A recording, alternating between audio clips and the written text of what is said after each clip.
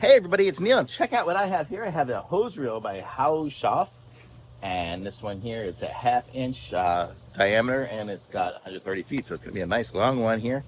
My goal is to connect to the faucet right there. There was a hose reel hanging up here that was broken, so I'm going to try to put it up in that same kind of area there and then fill the rest of the holes. So we're going to set that up and I'll show you what it looks like.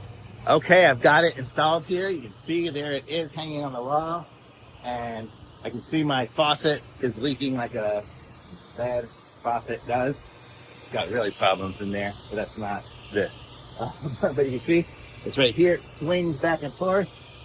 You give it the space, and then you can pull out the cord, and I've got it. Oops. Oh, I just retracted it. But you can pull it out, and then you pull it out. The first time you pull it out, it stays out. See, like this, now it'll stay out, and I can use the different features here. This one here is just spraying like that. This one here is kind of like a cone or a point shape. This one here is just flooding water. Another different one. There's a lot of different ones. Wow, this one goes far. I can get all the trees all over here. Oh, another one that's even further. And then a little mister. There's a lot of different ones. I don't know, they're all cool. Oops.